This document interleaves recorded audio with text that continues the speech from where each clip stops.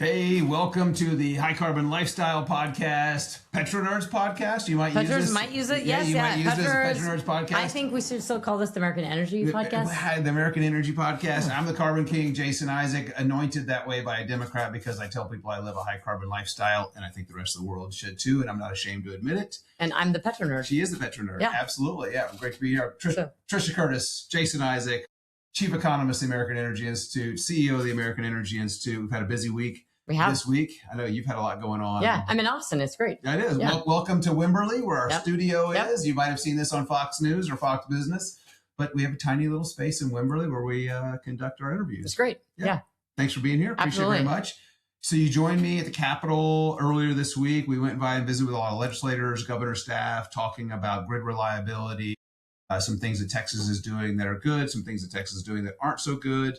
The governor, I think the day that we were there visiting with the governor's staff, he may have been doing a grand opening or ribbon cutting with, I believe, Calpine, doing a new natural gas power plant for the state of Texas. We need more of that. We need more reliable thermal generation from natural gas and from coal.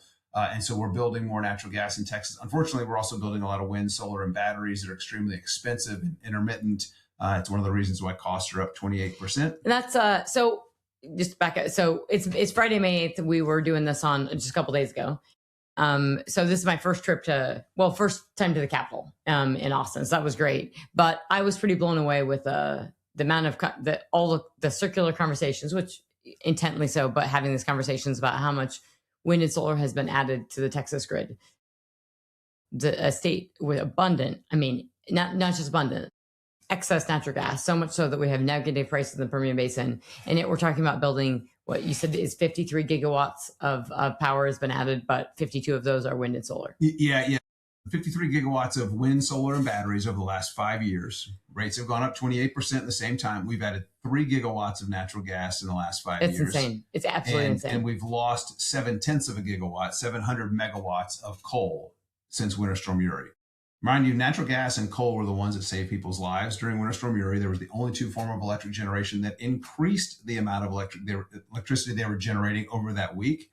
Nuclear dropped down. They had one of the power plants something tripped at the South Texas nuclear power plant. So they lost a little bit. Wind and solar completely collapsed, and we're nowhere on the grid, producing about 8% of our electricity the week of Winter Storm Uri. Yet they made up 33% of our grid. Today, with batteries, they make up over 50% of the grid here in Texas. And so it's just, I like to tell people, you think about those as costing $1 billion per gigawatt. So we've spent about $56 billion. The market has spent $56 billion in the last 5 years. Ratepayers are going to have to pick up those costs over the next 20 plus years. If we'd have built 15 gigawatts of natural gas, only natural gas, ratepayers will be picking up 15 gigawatts or $15 billion over the next 20 plus years.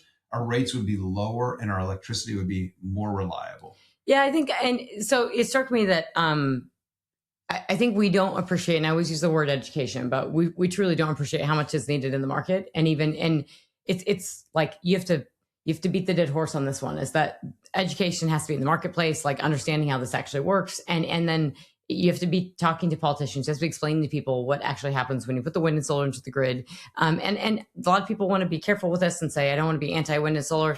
I just have a really hard time like being for it. Like there's very limited use cases. I mean, Saudi Arabia might be great, because you have a lot of sun and you're in a desert, but like when you're forcing the stuff into your grid, you're getting these high costs. And so there are implications for like how much you actually have, where's your electricity coming from, and how do you get it and when you get it.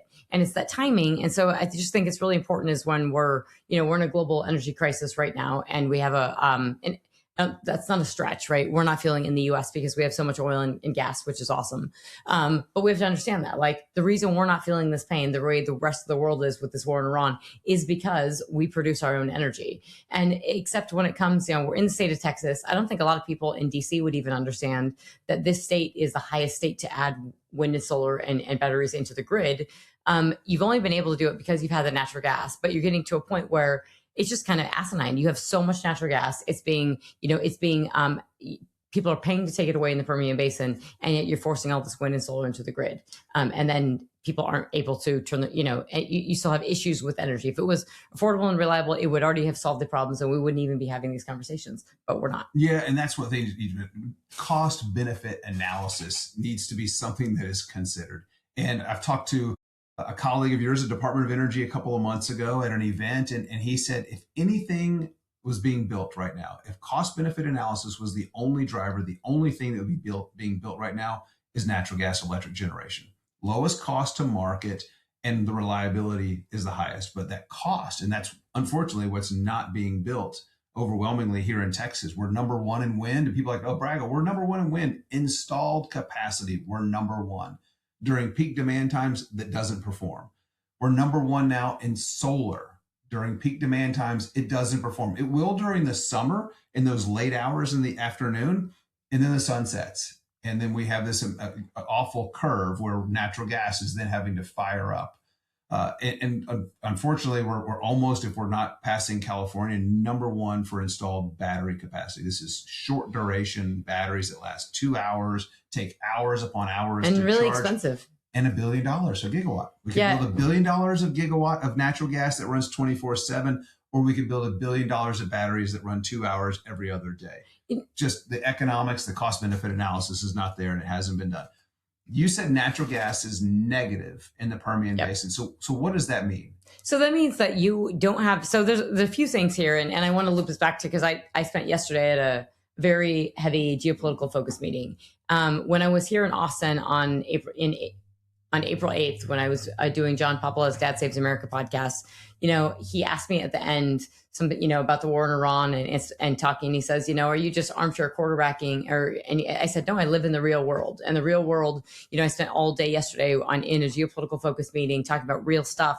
And in the real world, wind and solar is a luxury. And so is battery. And it's very, very energy intensive. And we say that, but I mean, seriously, folks, the critical minerals you have to put into this stuff, we don't have them. Okay. We do not have them. And so getting them from China and putting them into our grid and then having to replace them. And I mean, we can recycle these batteries. We can do different things, but this is really serious. So this is a luxury, and we need to get rid of this kind of luxury ideal thinking, and that's hurting our grid. But when it comes to the Permian Basin and this flaring, it's a serious issue in that we're not flaring. The Permian Basin, by and large, people are not flaring. We don't do that much flaring. But the problem is that the takeaway capacity, especially on natural gas, is tight, right? We have pipelines that are coming online, but it's super tight. And so you have negative prices. You've probably seen that, we're 2 months into this conflict in Iran. We have $95 WTI right now, around $96 a barrel, but we have in the US, we have sub $3 nat gas prices. So we're $2.69 or something and change for Henry Hub prices. And so in the Permian Basin, you have negative prices, which means operators are paying to take it away. So they're losing money in nat gas. That kind of only works when you have these high oil prices, but it's really problematic, right? We need to have situations where we can actually allow operators, like if you want to increase output, you're going to have to, we should have some allowances on flaring.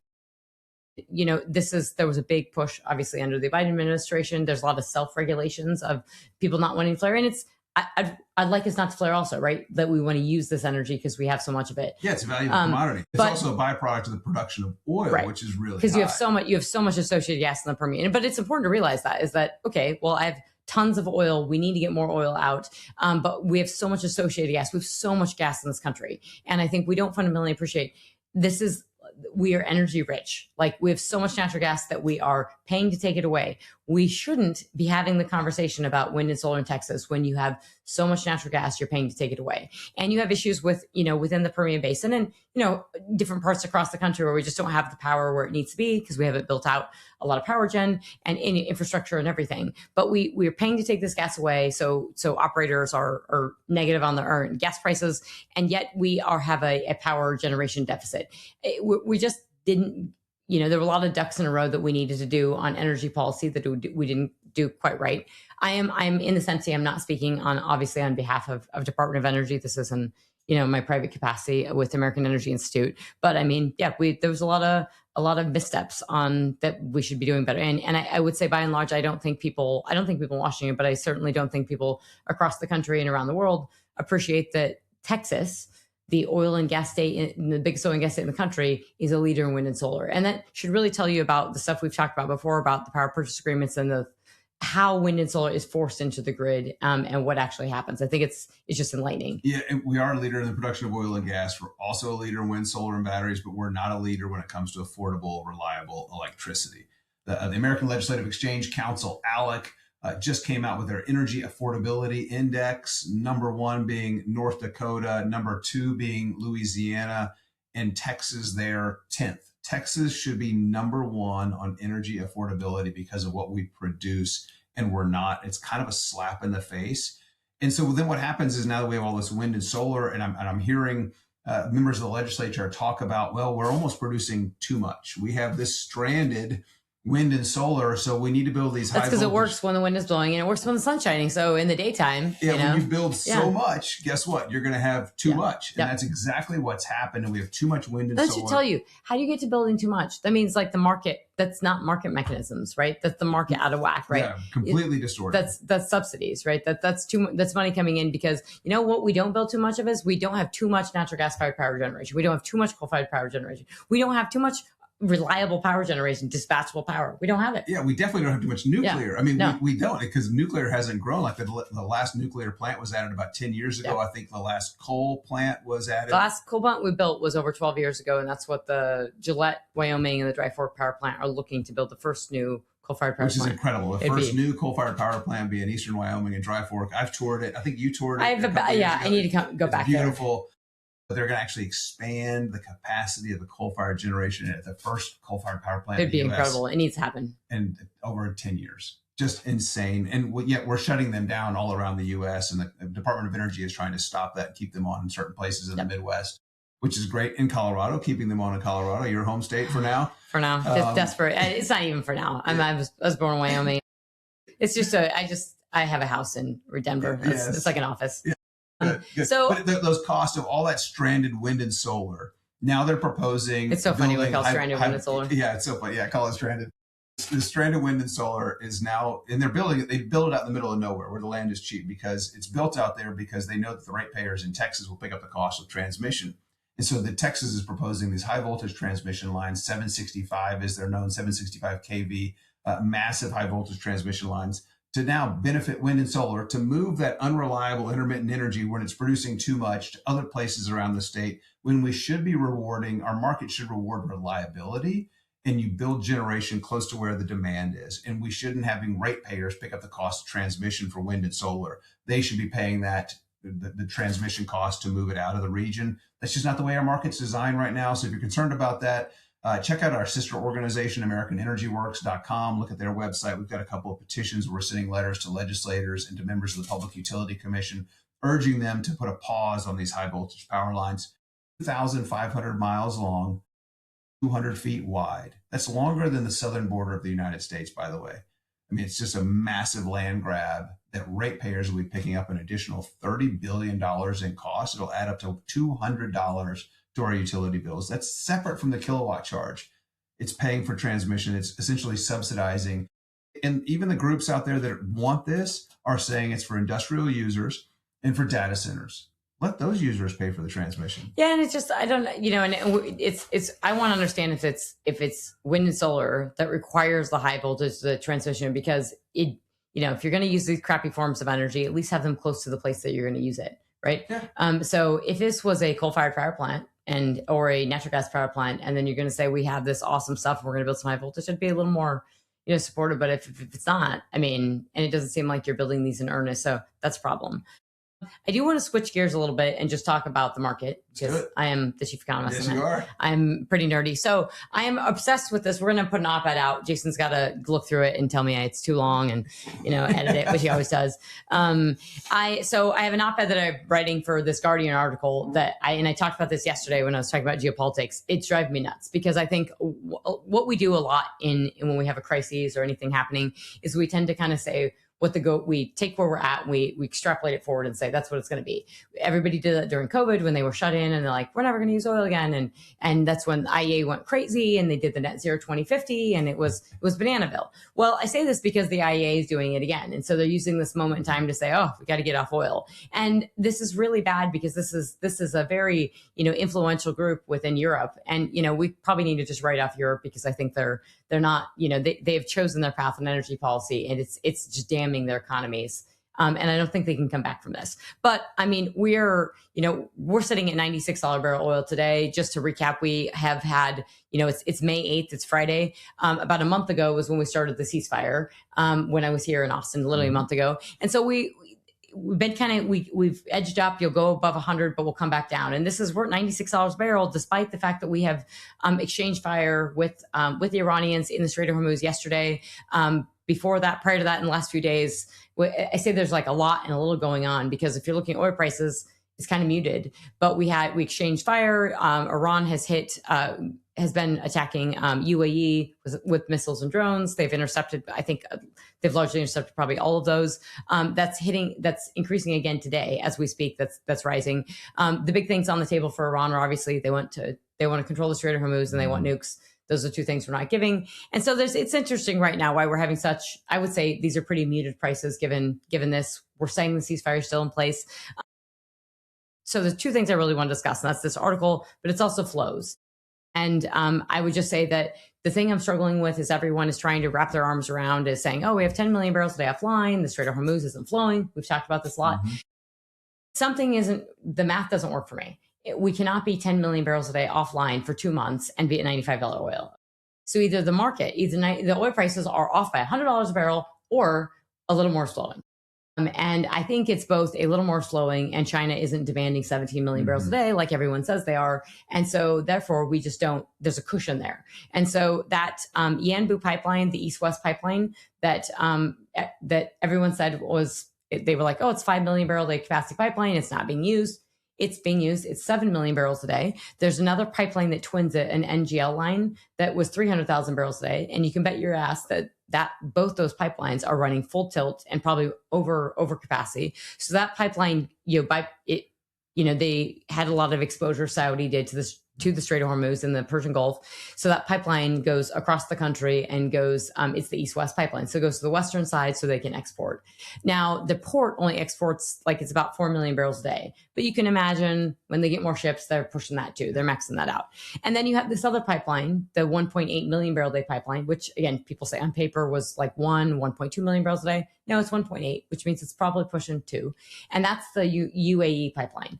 Now, really important is the United Arab Emirates left OPEC last week. I think it's a much bigger deal than the market's given it credit for because OPEC increased after that happened. So last week, UAE leaves OPEC and everybody in the oil community, we kind of saw this coming. The writing's been on the wall. But it's important because the UAE produces almost 5 million barrels a day of crude and liquids, very similar to the number actually that Iran produces.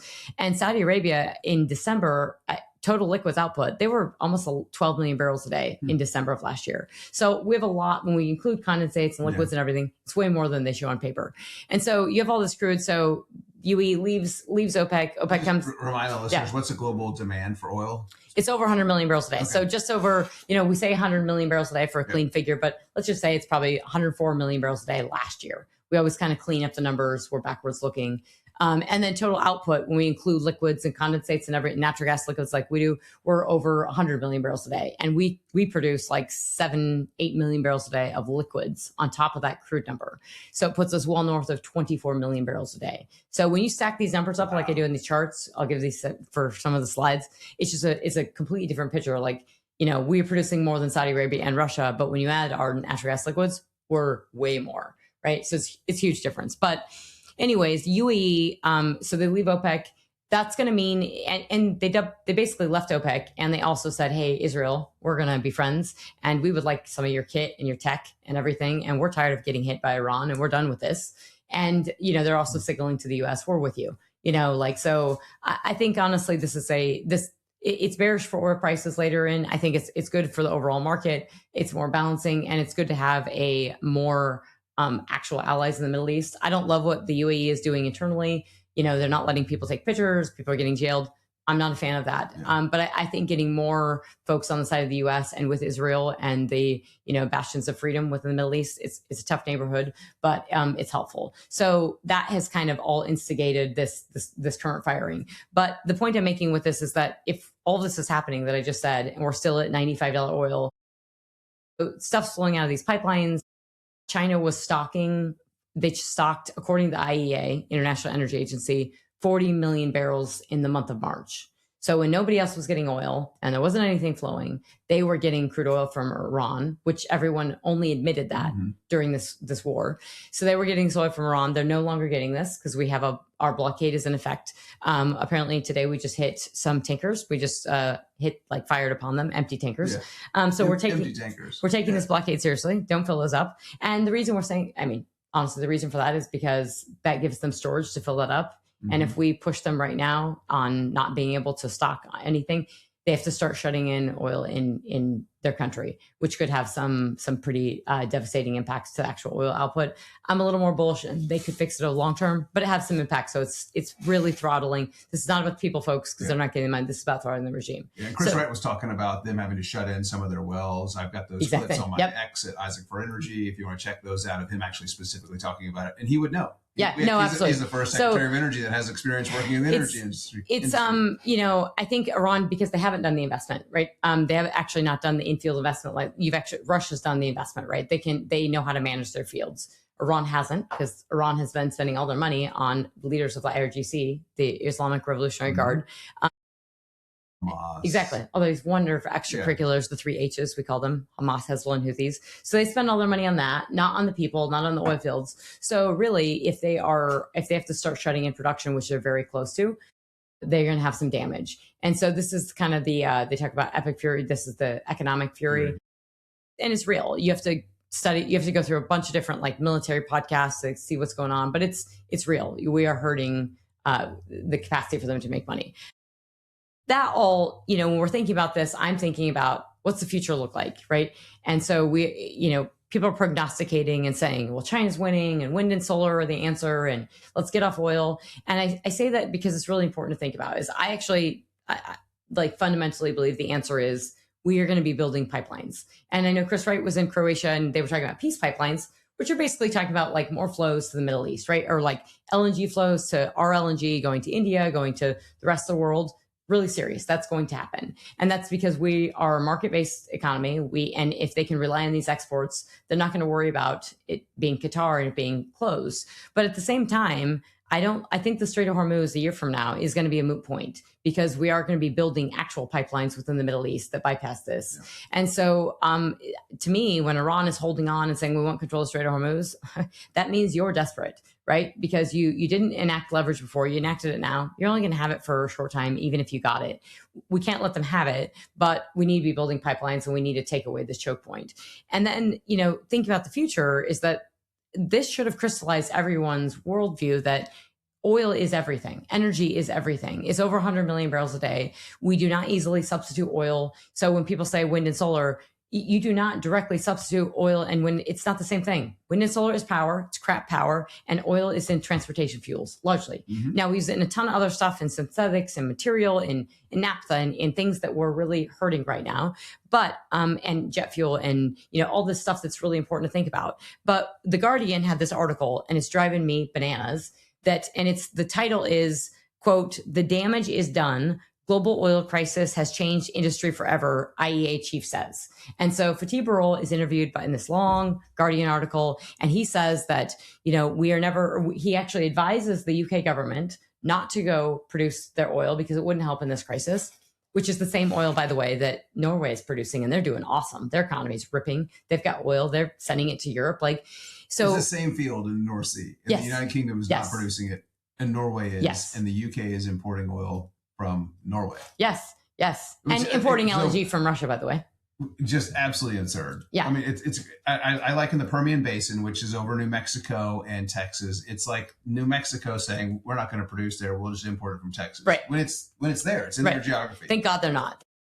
Yeah, New Mexico's, I'll give them a little bit more credit than that, but at least those counties. The United Kingdom's, it's interesting because those counties now want to secede and come into Texas, Yeah, which is as actually they should. an interim charge Lee hearing from our Lee speaker, and Eddy Dustin County. Burrows, who's actually has this as an interim charge to visit and talk about the possibility for those 3 counties joining the state of Texas. I'll just add that Moffat County in Colorado should join Wyoming. That would be great. This was a thing like 20 years ago. It was on national news because my county wanted to secede and become Wyoming, and just a little extra little leg into Wyoming. Good idea. But so this article, and we'll put out this op-ed, but a scathing op-ed, I think, but it's just it drove me nuts because I've been increasingly hearing this with podcasts I listen to with folks like with the market of the, this is the call. This is another COVID that we need to move around.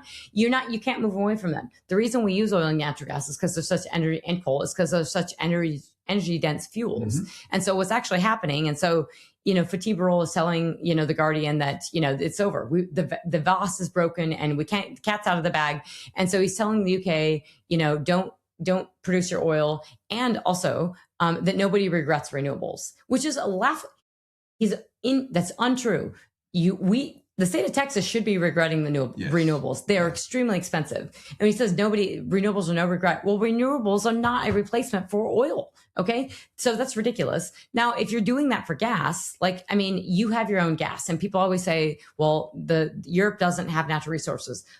BS. They absolutely have natural resources. They just choose not to drill them. And so they have them. They could be self-sufficient in coal and natural gas. They just choose to go on this crazy climate, trajectory, which is just taking their economies into the doldrums. And so they have some of the highest electricity prices in the world. And so yet the IEA chief who's telling them, don't produce your oil and go for renewables, which is saying, buy this stuff from China that is intermittent and unreliable. So it drives me nuts. I think that the credibility of the IEA, the fact that they have to be, the money from China has to be magnificent within there in some way, shape, or form. But lastly, it's just that, so it's pushing renewables. It's saying don't produce your own oil and gas, and that we are, and you're not going to have a regret. You absolutely will. And so I think it's incredible that we don't. The clarion call now should be, we already heard them in there, what they did with COVID, that said we were looking, we wanted to look through this crisis and we're going to come out cleaner and greener and we want to be sustainable. And now they're calling for, let's buy the renewables and don't produce your own oil. And I just think I guess cleaner and greener is another word for poorer, because the numbers, I was watching Stuart Varney this morning, the numbers have just come out on GDP growth. The US is growing at about 2%. There are estimates that will be at 4% before long. That's good GDP growth. The UK and the EU, less than 1%. And in some cases, 0.5% GDP growth. China, over 5%. Guess what China is doing? Embracing coal. So there's a direct correlation between the use and utilization of coal as a power generation source and natural gas as GDP growth. Yep. And countries that are getting away from it, their GDP is not growing as strong as those that are embracing it. There's a direct correlation with Germany's GDP and coal, and I've charted it. I have all this data, and you can see as coal declines, so does Germany's economy decline. And it's so serious, folks, because they can't make the ammunition. They talk about military investments. They're talking about spending this. They cannot, because they do not have the energy for it. And so, this geopolitical day I spent, yesterday, we're talking about all this stuff, but it's really laughable to think we're short critical minerals. Like most countries cannot get critical minerals now from China. Like their ban and their exports is really serious. And so, to say, well, we're going to use these critical minerals for wind and solar. We have to have a complete rethink, folks, of you need to go get some critical minerals, and you damn sure don't need to be using them on things that are a luxury, right? You need to be using them on things that we have to have, not on wind and solar, which doesn't work and is really, really expensive. And so I think the clarion and reckoning call should be, you need to get your oil house in order. You need to get your natural gas house in order. And the fact that, they won't produce their own oil, but they will take natural gas from Russia still today is just absolutely amazing. It's President Trump that warned Germany will become totally dependent on Russia. Yeah, that was a great video you showed. I've got this from his first administration. And I joke because you see the German faces at this UN conference. And I joke that if Germany could be powered by smog, they would have an unlimited supply, because they laughed at our president warning Germany about their dependence on Russian for natural gas. Well, guess what? The EU is now dependent. You might need to add that video to this, because we did this. He gave an awesome talk at the Women Republicans of Austin. It was really awesome. They were honoring all these vets that had Day coming up. Yeah, Memorial Day. It was really sweet. These ladies, I was honored to just be in the audience. They were very, very kind. And Jason's talk was great because he plays that video. it was great, absolutely great. I'll see if I can splice it in, but it is true. And the president warned them, and guess what? The most natural gas exports ever from Russia into the EU, I believe you taught me this, was last year. Yep. And the record before that was the year before. Yeah, actually, it was in 2024. France actually increased their imports into, it was LNG because it's not pipeline, obviously, from Russia by 1 billion cubic feet per day, just like increase. So it's like, hey, France is like, yeah, screw you, Ukraine and Europe, we're going our own way. And these are countries that have decommissioned nuclear. They're committing their own suicide, which is awful. And they keep shoving the knife in further. Yeah.